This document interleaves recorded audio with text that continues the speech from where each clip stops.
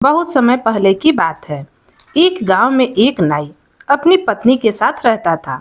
उसके बच्चे तो थे नहीं, दोनों पति पत्नी ही थे।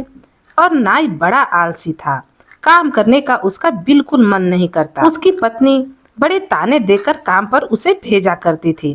नाई आलसी मन के कारण बड़ी मुश्किल से काम पर जाता। जो भी ग्राहक उसके पास आते तो जब वह उनके बाल काटता तो बाल की जगह कान काट देता, और जब दाढ़ी बनाता तो उनके गाल काट देता।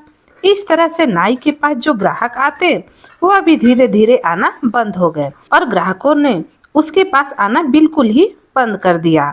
नाई की पत्नी नाई को खरी खोटी सुनाती रहती थी। तुम काम करते नहीं, अगर काम ठीक से नहीं करोगे तो हम खाएंगे क्या, और हमारा गुजारा कैसे चलेगा। अब नाई के पास ग्राहक तो आते नहीं थे, और न ही नाई के घर में अब खाने के लिए कुछ बचा था। जो भी जमा पूंजी थी वह भी खर्च हो गया था। अब नाई की पत्नी नाई को खरी खोटी रोज सुनाती रहती और कहती, कुछ कमा के लाओ। नाई कहता, मैं क्या कमाऊं जब ग्राहक ही नहीं आते। उसकी पत्नी कहती, कमाकर नहीं ला सकते तो जाकर कहीं भीख मांग कर लाओ, भूखे थोड़ी ही न मरेंगे। नाई कहने लगा, अरे भाग्यवान, तुम ही बताओ मैं क्या करूं। नाई की पत्नी बोली, देखो जी, राजा के यहाँ लड़का पैदा हुआ है। लड़के की खुशी में राजा जश्न मना रहा है और गरीब लोगों में खैरात बांट रहा है। इसलिए आप राजा के पास जाओ और राजा से कुछ मांग कर लाओ। नाई अपनी पत्नी से बहुत डरता था, मरता क्या न करता। अपनी पत्नी के डर से नाई राजा के दरबार में चला गया और राजा से जाकर बोला कि मुझे कुछ दे दीजिए। राजा ने कहा, बताओ तुम्हें क्या चाहिए। लेकिन नाई के पास इतना दिमाग तो था नहीं, कुछ धंधा या पानी, कुछ धन दौलत मांग ले। उसकी पत्नी ने भी उसे कुछ नहीं बताया था कि राजा से क्या मांगना है। तो राजा ने कहा, जमीन दे दूं। अब नाई ने सोचा कि जमीन ही अच्छी चीज होती होगी, तो उसने कहा, ठीक है राजा साहब। अब नाई को एक जमीन का टुकड़ा राजा देने का आदेश दे दिया। शहर के बाहर जमीन का एक टुकड़ा नाई को दे दिया गया। नाई घर आया तो पत्नी ने पूछा, राजा से क्या मांग कर लाए। नाई ने कहा, अरे भाग्यवान, मुझे राजा ने एक जमीन का टुकड़ा दिया है शहर के बाहर। नाई की जो पत्नी थी उसने अपना माथा पीट लिया और बोली, खाने के लिए ईंधन नहीं ला सकते थे जिससे हमारा गुजारा हो जाता। अब हम जमीन का करेंगे क्या, हमारे पास बैल भी नहीं है, हम खेती भी नहीं कर पाएंगे। लेकिन उसकी पत्नी कहने लगी, जो भी है चलो अब ठीक है। नाई की पत्नी नाई के साथ उस जमीन को देखने गई, लेकिन उसने अपना दिमाग चलाया। नाई से कहने लगी, देखो जी, तुम मेरी नकल करते जाना, जैसे मैं कहूँ वैसे ही तुम करना। नाई बोला, ठीक है। नाई की पत्नी उस जमीन पर इधर उधर घूमने लगी जैसे कुछ ढूंढ रही हो, और जो कोई राहगीर उधर आता जाता दिखाई देता तो वह उनको देखकर चुपचाप बैठ जाती। अब उधर 7 चोर जा रहे थे। उन्होंने जब उन दोनों को देखा तो एक झाड़ी के पीछे छुप गए और बहुत देर से उन दोनों को देखने लगे, वह क्या कर रहे हैं। उनमें से एक चोर नाई की पत्नी के पास गया और बोला, बहन क्या बात है, तुम बड़ी परेशान नजर आ रही हो। नाई की पत्नी बोली, भैया क्या बताऊं, बात ही परेशानी की है। इस खेत में मेरे दादाजी ने एक सोने की मोहर से भरा हुआ कलश दबाया था, लेकिन तब मैं बहुत छोटी थी। अब मैं उसे देखने आई हूँ और मुझे समझ में आ नहीं रहा कि वह कहाँ पर दबा हुआ है। और उस चोर से बोली, देखो भैया, इस बात के बारे में किसी को ना बताना। फिर यह कहकर नाई की पत्नी अपने पति के साथ घर चली गई और जाते जाते बोली, चलो जी, शाम होने वाली है, सूरज ढलने वाला है, कल मजदूरों को साथ लाएंगे और तब यहाँ खुदाई करवाएंगे, तभी कलश मिलेगा। पता नहीं कहाँ पर दबा हुआ है। नाई की पत्नी अपने पति के साथ घर लौट आई। उधर रात भर चोरों ने मिलकर उस जमीन को कई बार ऐसे खोदा जैसे किसी ने उस पर हल चलाया हो। जब दूसरे दिन नाई की पत्नी नाई के साथ अपने खेत पर गई तो उसे अपनी कामयाबी पर बड़ी ही खुशी हुई। वह घर जाकर एक दुकान पर गई और दुकान से गेहूं लेकर आई और दुकानदार से बोली कि मैं तुम्हें इसका 3 गुना दूंगी। जो दुकानदार था उसने भी इस बात पर गेहूं दे दिया कि मुझे इसका 3 गुना वापस गेहूं मिलेगा। नाई की पत्नी ने गेहूं को खेत में बो दिया।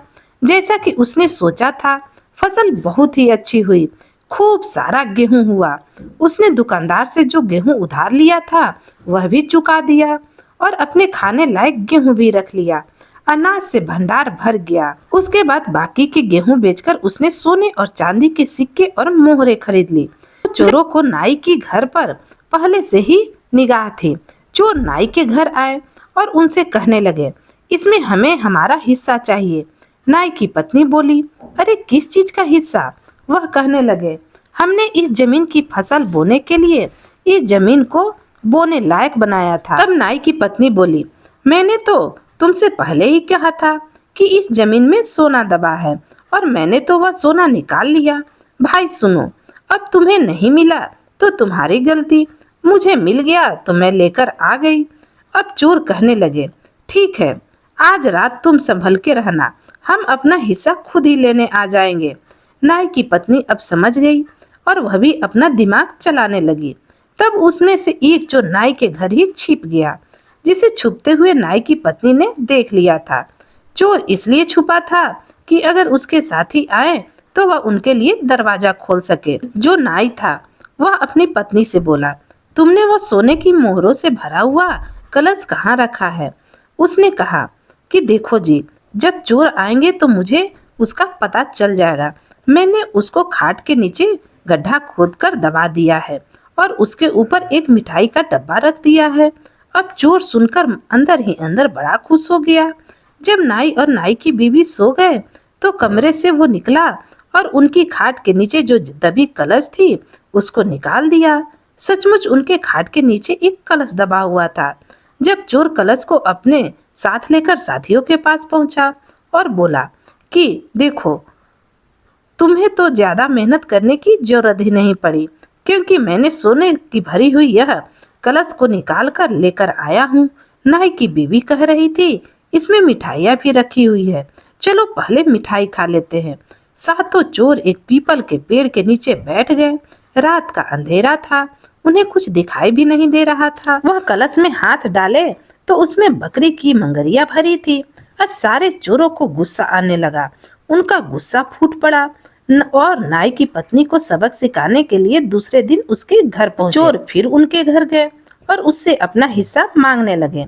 नाई की पत्नी और नाई उनका बहुत ही मजाक उड़ाया तो चोर नाई और उसकी बीवी से बोले, तुमने हमें बेवकूफ बनाया है, तुम होशियार रहना।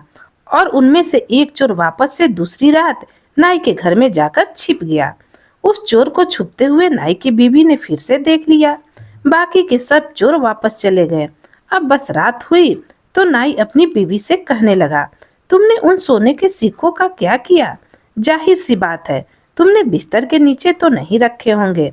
आज नाई की पत्नी बोली, अजी नहीं जी, तुम उसकी चिंता मत करो। उन सोने की मोहरों को तो मैंने बाहर जो नीम का पेड़ है उस पर लटका दिया है।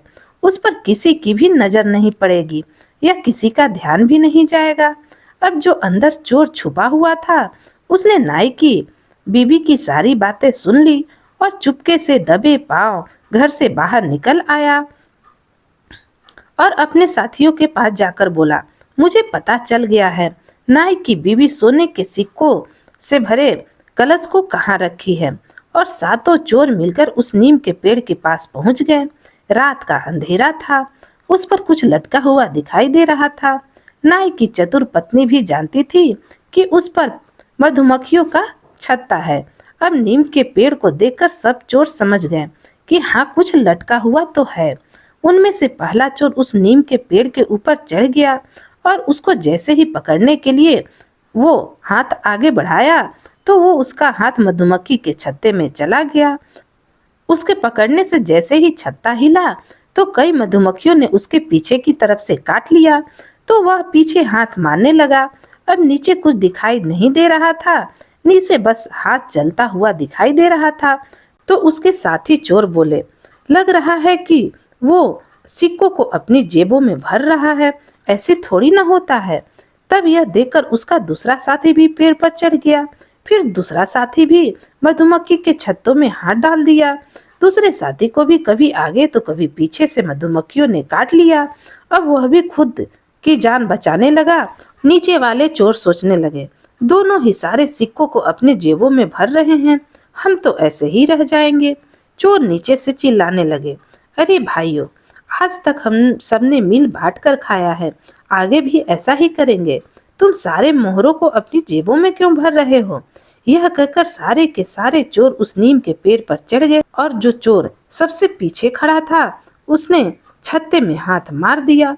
मधुमक्खियों ने उन्हें इतना काटा कि चोरों की बुरी हालत हो गई।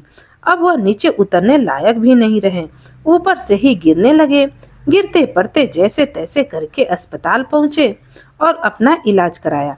इधर नाई और नाई की पत्नी बड़े खुश थे।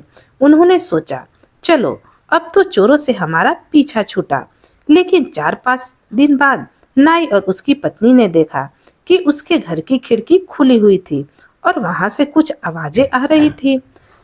वे चोर नाई की पत्नी से बदला लेने के लिए फिर से आ गए थे। नाई की पत्नी ने अपने पति का तेज धार वाला उस्तरा उठाया जो बहुत तेज चलता था। वह खिड़की के बराबर में खड़ी हो गई। जैसे ही पहला चोर खिड़की के रास्ते से अंदर आने के लिए सोचा, नाई की बीवी ने चोर की नाक काट दी।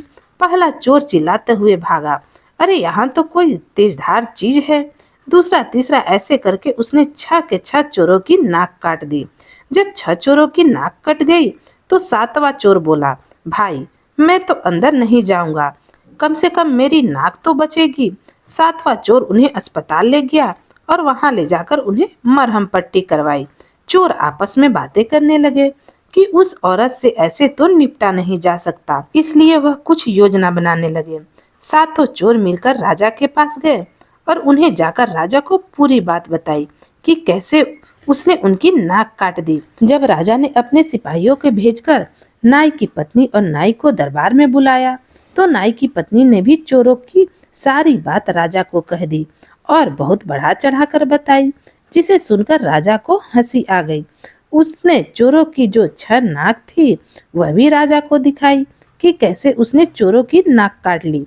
राजा ने नाई को अपने ही दरबार में काम दे दिया और नाई की पत्नी थी, उसकी चतुराई के लिए उसे उचित इनाम दे दिया गया। उससे कहा गया, यह दरबार तुम्हारे लिए हमेशा ही खुला रहेगा। उधर चोरों को उनके किए की सजा मिली। राजा उन्हें चोरी करने के अपराध में जेल में डाल दिए। नाई की चतुर पत्नी ने अपनी चतुराई से अपने पति और राजा से इनाम पाकर बहुत ही खुश हो गई और उनके दिन हंसी पूर्वक बीतने लगे। तो दोस्तों, आपको यह कहानी कैसी लगी? अगर अच्छी लगी तो कमेंट में जरूर बताइएगा और अपने दोस्तों के साथ इसे जरूर शेयर कीजिएगा। कहानी पूरा सुनने के लिए आपका बहुत बहुत धन्यवाद।